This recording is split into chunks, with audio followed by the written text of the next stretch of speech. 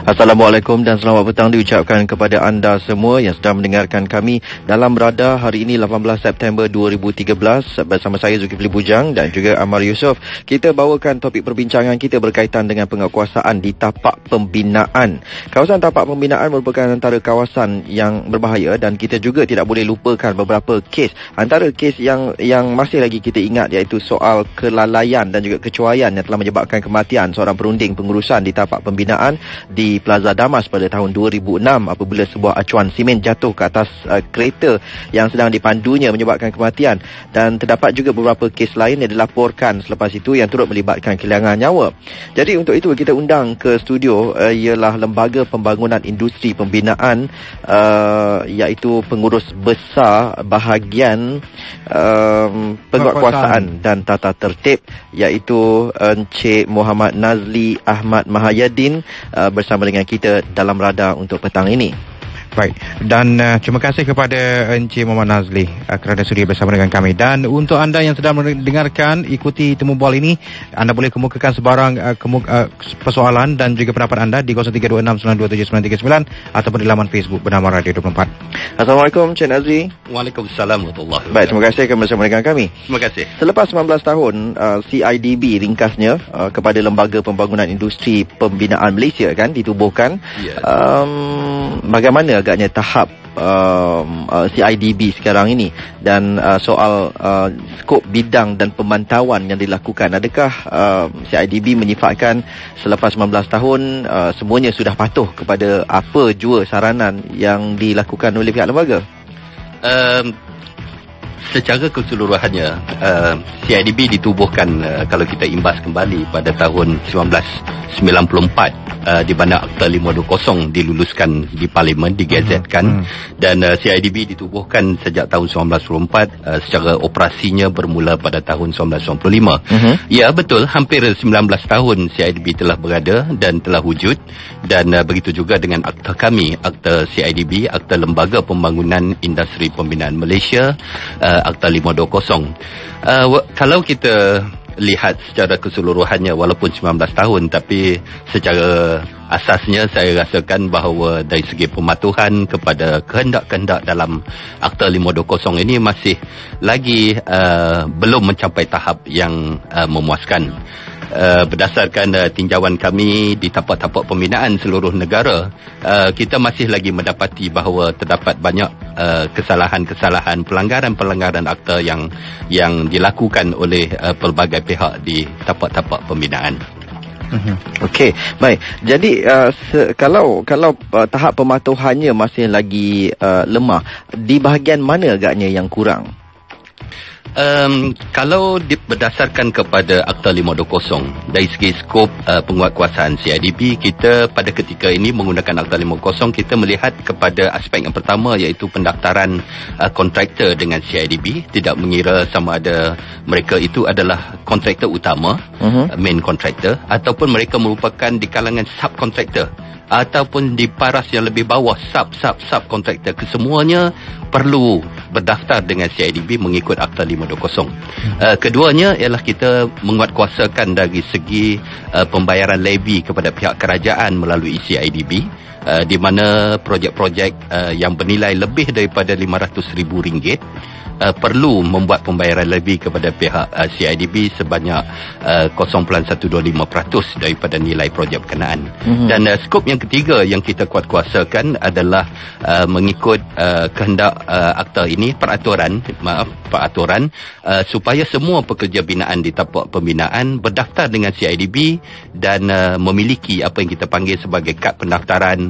Ada yang kata kad pendaftaran, ada, tetapi secara ofisialnya di CIDB kita manggil ia sebagai kad hijau CIDB. Dan kad hijau ini begitu sinonim dalam industri pembinaan di kalangan pekerja-pekerja binaan. InsyaAllah bila dikatakan kad hijau, semua faham bahawa itu adalah kad yang mengesahkan pekerja binaan itu telah berdaftar dengan CIDB. Okey, baik.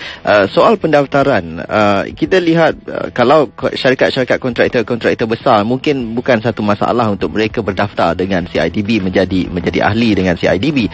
Tetapi bagi kontraktor kecil ini, bagaimana agaknya tahap pematuhan mereka terhadap soal pendaftaran?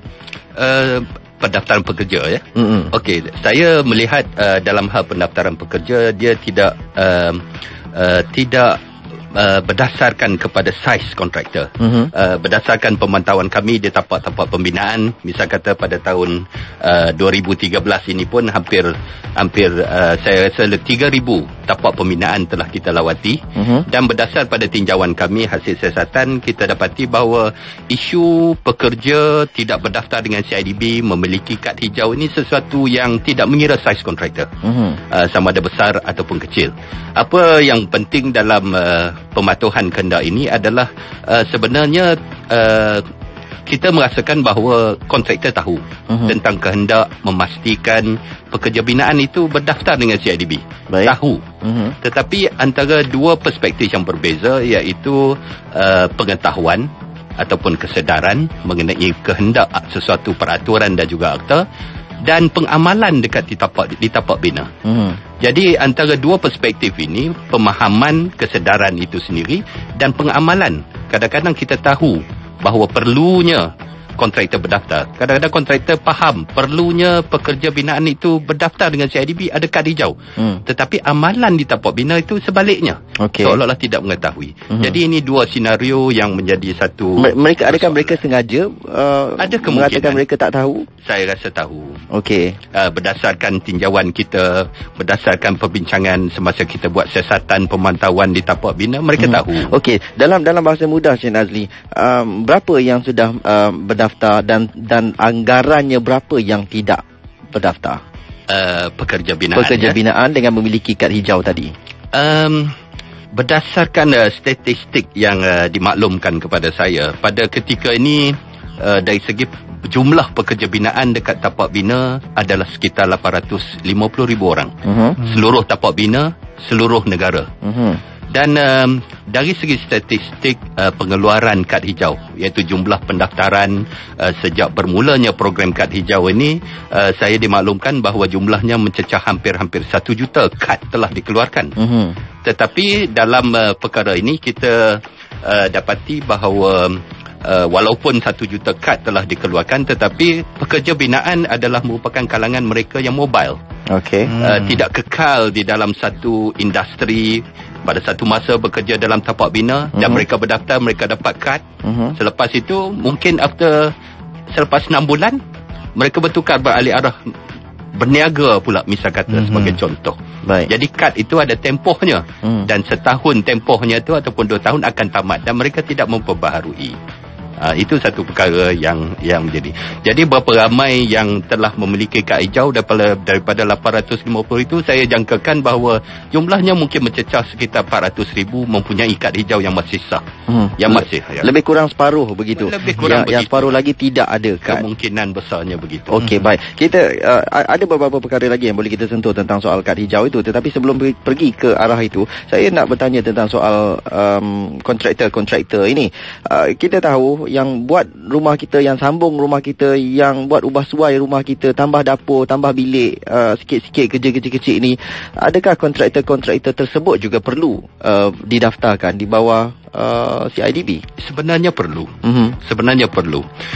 Mengikut peruntukan di bawah Seksyen 25 Akta 520, mana-mana individu, syarikat pembinaan dan sebagainya ni wajib berdaftar dengan pihak CIDB, dan apabila mereka ingin melakukan sesuatu kerja pembinaan di tapak-tapak pembinaan, mereka perlu ada pendaftaran dengan CIDB. Salah siapa kalau sesuatu projek itu, sama ada tuan rumah yang tidak mengambil kontraktor yang ada dengan berdaftar dengan CIDB, ataupun kontraktor itu sendiri? Pada ketika ini menggunakan akta kami Akta 520, memang salahnya adalah di pihak kontraktor yang mengambil projek pembinaan dan menjalankan projek pembinaan. Jadi klien ataupun tuan rumah tu mengikut akta kami tidak mempunyai sebarang kesalahan. Tetapi kita tidak boleh mengatakan bahawa kita tidak mengetahui.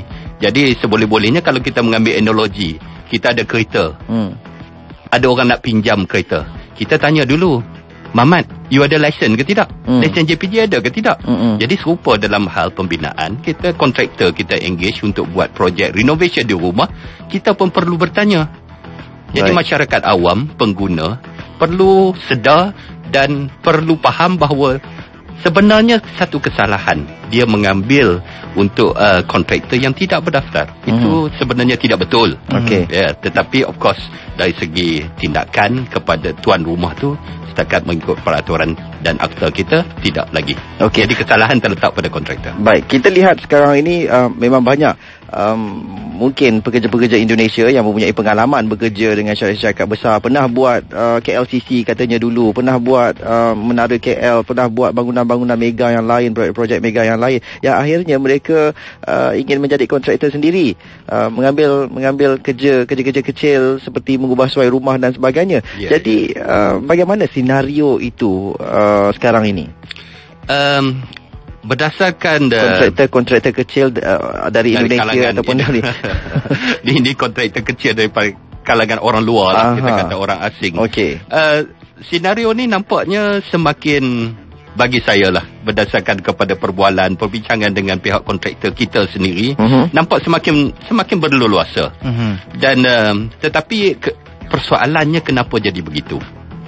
Itu yang perlu kita nilai, kenapa jadi begitu. Kita patut tanya soalan tu kepada CIDB.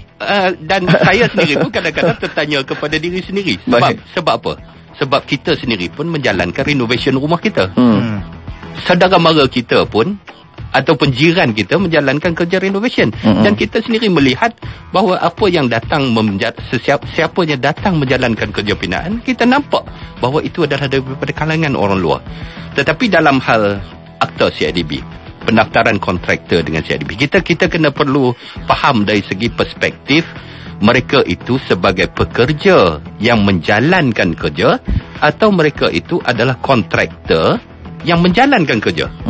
Kalau dia datang, tuan rumah, dia beli simen, dia beli pasir, dia beli besi dan sebagainya, dia upah seorang pekerja asing datang dan menjalankan kerja, yang itu belum tentu menjadi satu kesalahan. Tetapi ini jadi makin complicated kat sini. Tetapi sekiranya dia bagi satu projek kepada kontraktor asing, dan kita kena pastikan bahawa lesen pendaftarannya perlu ada. Dan kat situ perspektif yang sedikit berbeza. Jadi kalau orang Indonesia itu membuat kerja-kerja kat rumah kita, tuan rumah tu pula boleh dipersalahkan sepertinya menggajikan orang tanpa kebenaran ataupun tanpa keizinan, tanpa ada permit dan sebagainya. Kita tidak bercakap tentang permit. Jadi soalan yang dikemukakan tidak bercakap pekerja itu pekerja haram ataupun pekerja itu adalah pendatang yang memang dengan permit yang sah. Kita tidak menyentuh. Ini immigration pula yang kena ambil tindakan ni. Baik. Jadi maksud Cik Nazli di sini, skop penguatkuasaan daripada pihak CIDB itu sendiri. Contoh, mungkin saya ini kontraktor, saya berdaftar dengan CIDB. Adakah saya tahap kesedaran ramai kontraktor yang lain ataupun saya sendiri mungkin menggajikan buruh-buruh saya ini ramai yang tidak berdaftar, ataupun saya kena pastikan mereka berdaftar, atau macam mana? Ada peruntukan? Sepatutnya kontraktor yang menggajikan pekerja asing ataupun tempatan, menggajikan untuk bekerja dalam satu tapak binaan miliknya. Mereka itu perlu wajib pastikan semua pekerja itu mempunyai kad hijau CIDB. Jadi wajib itu maksudnya ada peruntukan? Ada peruntukan. Jadi penguatkuasaan dari pihak CIDB sendiri, jika sekiranya kontraktor itu tak ada pekerja yang memiliki kad hijau, bagaimana? Kita akan mengambil tindakan tata tertib kepada kontraktor yang memiliki tapak bina dan menggajikan mereka. Tindakan tata tertib ke atas pendaftaran kontraktor itu dengan CIDB, yang mana mengikut peraturan kami, sebagai tanggungjawab kontraktor, obligasi kontraktor yang berdaftar, mereka boleh dibawa kepada tindakan tata tertib yang boleh membawa pendaftaran mereka dibatal, digantung ataupun ditarik balik. Dan itu sahaja tindakan yang diadakan ataupun dikuasakan kepada CIDB, ataupun mungkin ada pendakwaan yang boleh memenjarakan yang untuk kes-kes melibatkan kematian dan sebagainya. Itu dalam skop yang berasingan. Sebab tadi kita membincangkan tentang kad hijau, tentang kad hijau. Tetapi saya nak mengambil kesempatan ini juga untuk maklumkan bahawa CIDB, akta kami, akta 520 telah dipinda dan telah diluluskan di Parlimen pada tahun 2011. Akta yang dipinda ini, pindaan 2011 ini akan dikuatkuasakan dalam sedikit masa lagi. Dan dalam perspektif kad hijau CIDB, mengikut pindaan ini, tanggungjawab untuk memastikan pekerja binaan memiliki kad hijau ini, berdaftar dan memiliki kad hijau adalah tanggungjawab pekerja sendiri. Dalam perspektif yang tadi yang saya maklumkan, tindakan diambil kepada kontraktor yang menggajikan. Tetapi dalam pindaan akta kami akan dikuatkuasakan tahun hadapan, insya-Allah. Tindakan akan diambil kepada pekerja sendiri, di mana mereka boleh didenda tidak melebihi RM5,000. Jadi kita sekiranya tidak mempunyai kad hijau. Tidak mempunyai kad hijau. Okay. Bila kita kata tidak mempunyai kad hijau, maksudnya dia tidak berdaftar. Jadi tidak berdaftar, tidak layak untuk bekerja dalam industri pembinaan. Maksudnya Encik Nazli, mereka sendiri perlu sedar untuk mereka bekerja sebagai buruh, mereka perlu menghadiri kursus untuk mendapatkan kad hijau ini. Okey.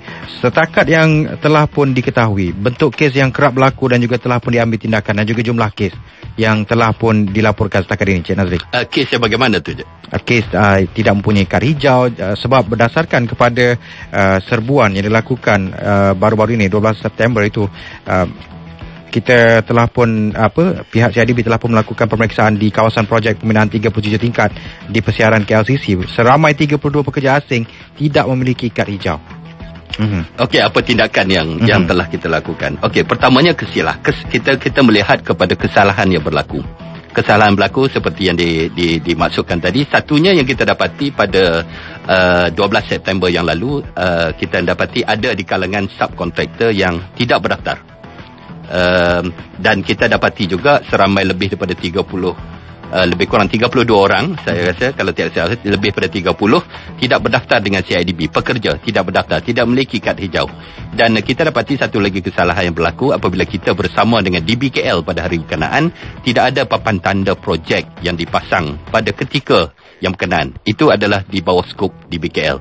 Jadi apabila di bawah skop CIDB, di bawah akta kami, kita telah mengeluarkan notis-notis yang berkenaan bagi mendapatkan perihal kontraktor dan projek. Kita mengeluarkan notis mendapatkan perihal pekerja-pekerja yang bekerja dalam tapak bina, sama ada telah memiliki kad hijau CIDB ataupun tidak.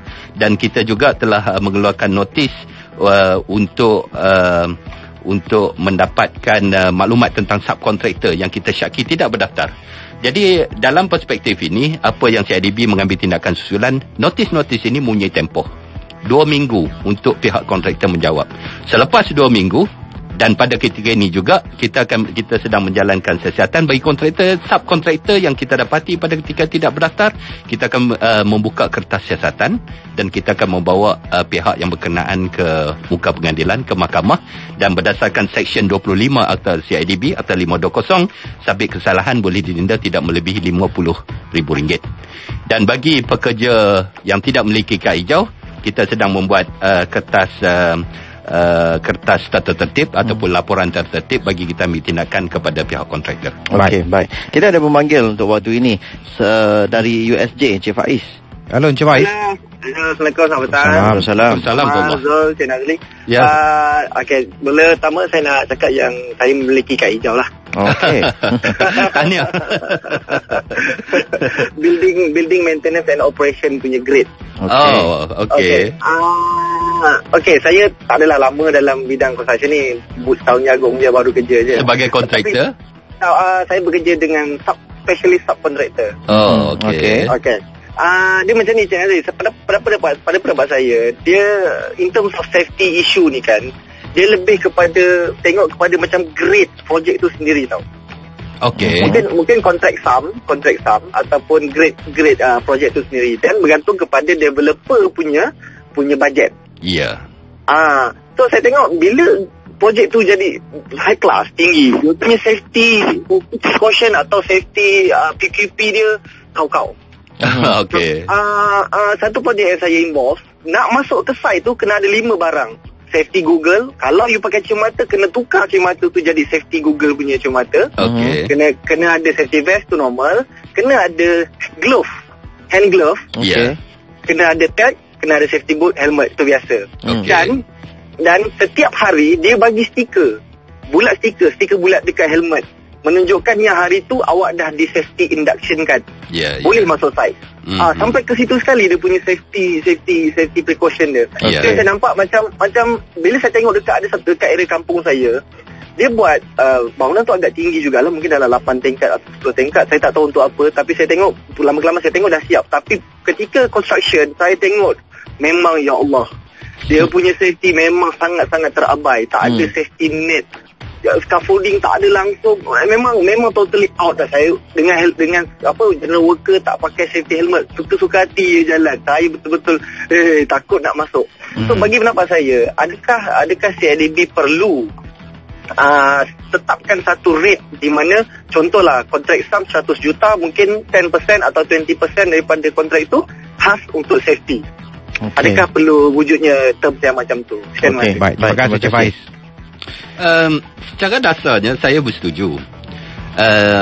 Sekiranya safety, aspek keselamatan ni diberikan penekanan, tentunya, dan ramai yang berkata bahawa kadang-kadang apabila kita memberi penekanan kepada safety dan kualiti, harga pembinaan tu boleh meningkat. Tetapi dalam perspektif keselamatan secara peribadi, saya rasa perkara ni masalah bajet, masalah kekangan kewangan sepatutnya tidak ditimbulkan dalam hal safety. Whatever it is, safety adalah perkara pertama yang perlu kita berikan perhatian di mana-mana tapak projek sekalipun. Kita faham kalau kita tengok kepada projek-projek yang luxury sedikit, yang mahal, ataupun kita ambil contoh oil and gas projek lah. Oil and gas projek memang harganya memang begitu tinggi, tetapi penekanan kepada safety dalam projek-projek gas dan minyak ini, minyak dan gas ini sebenarnya terlalu tinggi. Tetapi kadang-kadang kita tidak memindahkan dari apa yang kita katakan, kita tidak memindahkan pengalaman kita dalam projek-projek minyak dan gas. Sebab apa harganya tinggi, sebab apa terlalu diberikan penekanan kepada safety kepada projek-projek di atas darat, projek-projek bangunan dan sebagainya.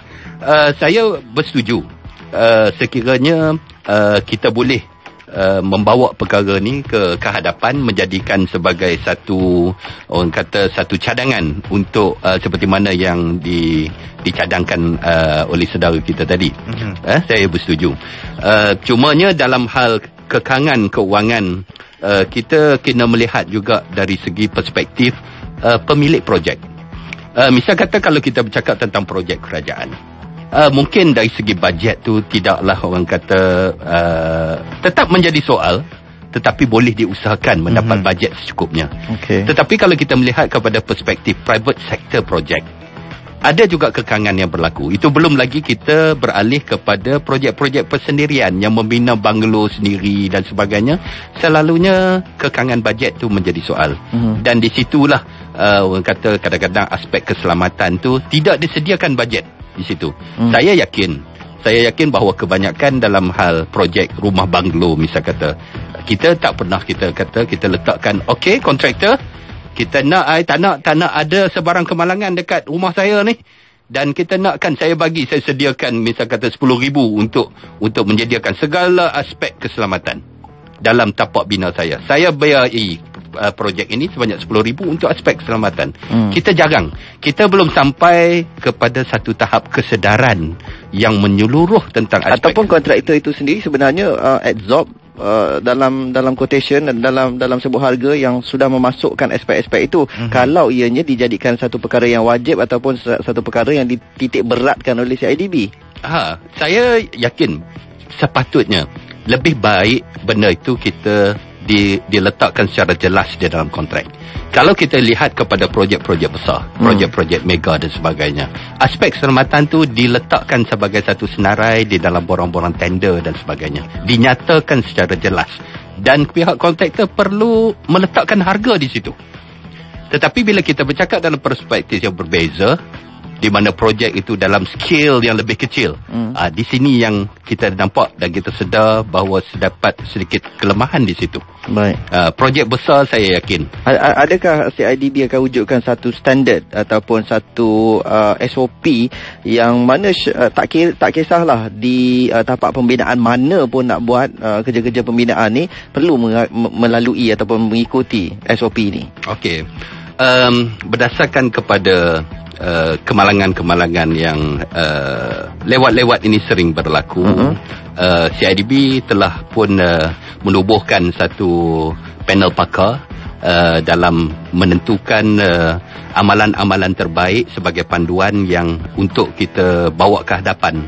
Panel pakar ni telah ditubuhkan di bawah Kementerian Kerja Raya, dipengerusikan oleh CEO CIDB sendiri bagi menentukan hala tuju ke hadapan, bagi menentukan amalan-amalan yang terbaik yang perlu dilaksanakan dalam projek-projek pembinaan di masa hadapan. Tetapi dalam satu perkara lagi, kita melihat kepada kalau disebutkan tadi orang kata netting yang sepatutnya ditutup bangunannya kadang-kadang diabaikan sebagainya. Sebenarnya dalam industri pembinaan ni terdapat lebih kurang 20 akta ataupun undang-undang yang mengawal projek dalam satu projek pembinaan. Kalau kita ambil contoh UBBL, Uniform Building Bylaw di bawah PBT kita ada. Dan kita juga ada DOSH, Jabatan Keselamatan dan Kesihatan Pekerjaan pun ada di situ. Tetapi kalau dalam Akta 133, Akta 133 ni berkaitan tentang saliran parit dan bangunan, jalan, parit dan bangunan, lebih kurang gitu. Di situ dinyatakan bahawa kehendak-kehendak tertentu berkaitan keselamatan tu memang ada panduannya. Memang ada panduannya. Sebenarnya dalam 20 akta yang ada yang mengawal satu projek pembinaan tu, sebenarnya bagi saya terlalu banyak perkara yang telah ditentukan.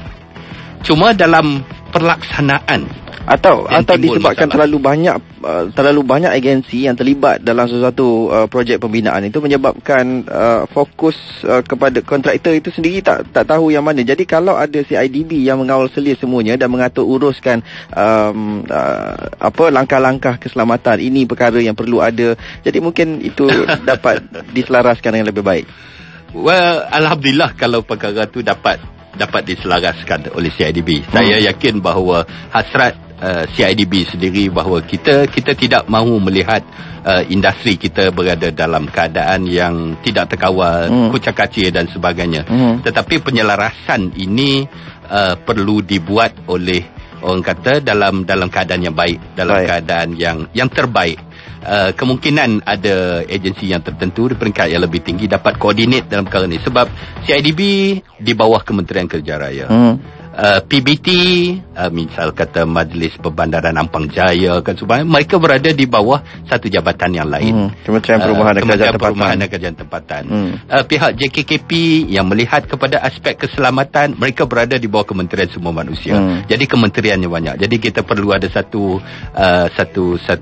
pihak yang melihat secara keseluruhan. Tetapi semua ini mereka bergerak dalam bidang masing-masing. Cuma penyelarasan perlu. Cik Nazri, kita nak tahu juga statistik kemalangan yang ada yang berlaku di tapak pembinaan, tapi sekejap lagi kita ketahui tentang hal itu. Sekarang ni kita jawab panggilan telefon dahulu. Kita ada Cik Mahendran dari Johor. Halo, selamat petang Cik Mahendran. Halo, selamat petang Cik Zul, Cik Amar. Saya ada dua soalan saja. Okey, macam sekarang kita tengok dekat Johor Bahru ni, macam dekat projek Iskandar ni, saya rasa macam tadi yang panel bagi tahu, dia kata yang register untuk CIDB ni dalam 450,000 orang lebih kurang daripada statistik yang kita tahu. Yang ada green card, okey. Ya. Tapi kita tengok sekarang macam projek yang dekat kawasan selatan ni, macam cendawan tumbuh selepas hujan. Itu banyak dia punya ni, dan bukan setakat orang Indonesia saja. Kita tengok ramai pekerja daripada banyak negara, terutama daripada China dan sebagainya. Adakah mereka tertaluk kepada akta ni juga? Dan lagi satu soalan ni, apakah sebenarnya tujuan ataupun fokus utama CIDB ni untuk pekerja ni? Adakah setakat untuk pendaftaran saja ke atau lebih daripada itu? Macam kita tengok dekat Singapura ni, kalau apa-apa projek sekalipun, mereka terutama sekali dia orang utamakan safety. Kalau safety, kontraktor tu tak mengikut spesifikasi dan mereka mengambil tindakan yang begitu drastik, sampai setiap kontraktor semua bimbang atau takut dengan kerajaan Singapura. Kalau kita tengok apa-apa projek sekalipun, adakah lebih kurang sama dengan apa yang kita buat di Malaysia ni? Okey, baik. Terima kasih Cik Mahendran dari Johor. Terima kasih. Di Johor ya. Ya. Dalam aspek asing, sama ada pekerja maupun kontraktor. Okey, kita bercakap dulu tentang pekerja dalam perspektif kontraktor asing. Kontraktor asing daripada Jepun, daripada Australia daripada mana sekalipun yang datang melaksanakan projek dalam tanah kita, Malaysia, dan mereka juga wajib berdaftar dengan CIDB. Pekerja asing yang daripada Indonesia, Bangladesh, Myanmar dan sebagainya datang bekerja dalam industri pembinaan, mereka perlu berdaftar dengan CIDB, memiliki kad hijau CIDB. Cumanya bagi pekerja asing, dalam mereka berusaha untuk berdaftar dan memiliki kad hijau ini, tentunya kita akan melihat dari segi permit kerja yang sah yang dikeluarkan oleh pihak immigration, tidak melanggar mana-mana peruntukan undang-undang sedia ada, terutamanya immigration dalam hal bekerja di Malaysia, dan selepas itu hanyalah mereka boleh berdaftar dengan CIDB dan memiliki kad hijau. Tetapi dalam masa yang sama, untuk dapat kad hijau itu juga, of course, kad hijau ini adalah bagi tujuan keselamatan, dan kita mewajibkan mereka menghadiri 1 hari kursus induksi. 1 hari? 1 hari kursus induksi berkaitan kesihatan dan keselamatan di tapak binaan, khusus untuk tapak pembinaan selama 1 hari sebagai prasyarat. Jadi maksud Cik Nazli di sini, tujuan pendaftaran kad hijau ni selain hanya untuk mewujudkan kesedaran, ia hanya untuk memberitahu orang, okey, saya dah hadiri kursus, itu saja? Oh, tidak. Dalam latihan 1 hari, kursus 1 hari ni, apa yang kita harapkan? Kalau sekadar kita menghadiri kursus 1 hari itu, setakat masuk, dengar gitu, tidak apa yang kita sedar dari segi aspek keselamatan, itu tidak menjadi. Apa yang CIDB harapkan melalui program kad hijau ini? Satunya, dia berdaftar. Bila dia berdaftar, pekerja binaan ini telah sah dari segi kehendak Akta 520. Itu nombor 1. Keduanya, apabila dia menghadiri kursus keselamatan, dia telah disahkan memiliki pengetahuan asas berkaitan dengan keselamatan dan kesihatan di tapak bina. Dengan asas pengetahuan ini, bila ada sesuatu bidang tugas dia, kerjanya dalam tapak bina tu, dia mengetahui risiko yang ada. Paling kurang kalaulah satu pengorekan tanah tu berjalan secara menegak dan sebagainya, tidak mengikut, sekali tengok pun kita tahu bahaya, dan dia pun teringat daripada apa yang diajar oleh trainer kita selama 1 hari tu, dia boleh mengelakkan daripada berada di situ. Dan asas pengetahuan ini terlalu penting supaya trigger ataupun memetik satu kesedaran bagi dia, oh please, saya tak boleh berada di sini. Saya nak masuk mesti ada safety shoe. Kat sini bahaya, saya kena ada safety helmet. Kat sini kawasan yang terkurung, saya tidak boleh berada dalam masa yang tertentu dalam kawasan terkurung, udaranya tidak cukup, bahayanya berbagai-bagai. Itu adalah ilmu yang diajar, yang kita berikan melalui CIDB kepada pekerja-pekerja binaan. 1 hari cukup? 1 hari cukup, InsyaAllah, sebagai asas. Tetapi saya nak maklumkan juga bahawa kursus ini juga adalah dengan kerjasama di pihak JKKP.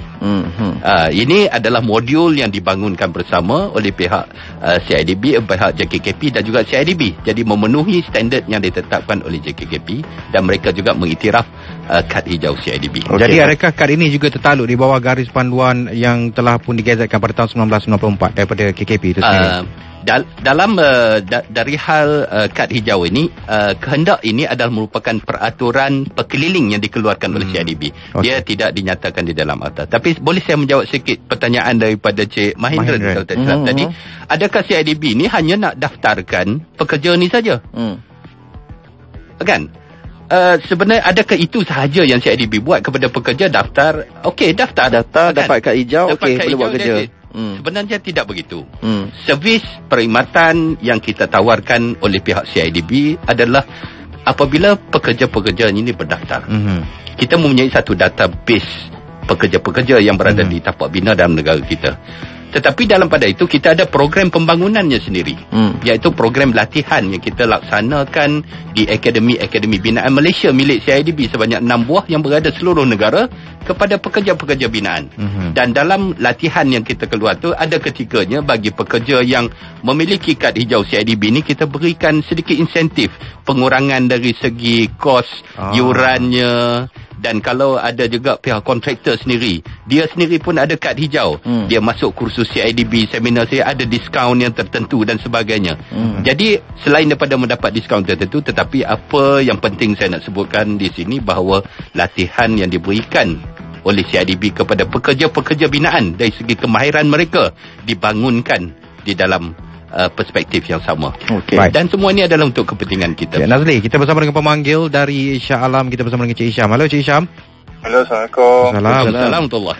Okey, saya ada ringkaslah sedikit cadangan Macam green card ni, kad hijau ni, saya rasa sepatutnya CIDB perlu turun ke sebab kebanyakan pemain-pemain industri pembinaan ni datangnya daripada pelajar-pelajar seni bina ataupun daripada akademi binaan sekali pun, ataupun daripada sekolah-sekolah teknik dan politeknik lah. So saya rasa perlu safety induction ataupun CIDB punya kursus ni, modul tadi modul tadi diadakan pada peringkat universiti inilah sebelum mereka masuk ke tapak lah. Maksud dia bila pelajar-pelajar ni sudah grad, maksud dia siap-siap dah ada kad hijau tu, automatik sudah ada kad hijau. Itu satu lagi saya nak tanya sama ada, sebab saya pernah bekerja di luar negara dan saya ada menghadiri kursus induction di luar negara lah. Adakah kursus itu terpakai di Malaysia ataupun saya perlukan satu lagi induction di Malaysia? Terima kasih. Terima kasih. Kita jawab satu lagi pemanggil. Baik. Encik Muhammad. Zul, terputus. Terputus. Kita jawab soalan Encik Isham dulu. Terima kasih Encik Isham.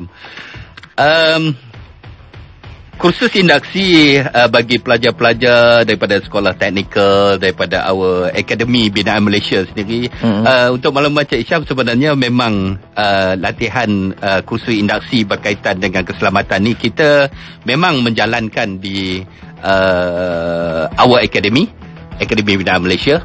Dan kita juga apabila kita laksanakan program bersama, misal kata saya ambil contoh Politeknik, ada program bersama di antara Politeknik dan Akademi Binaan Malaysia.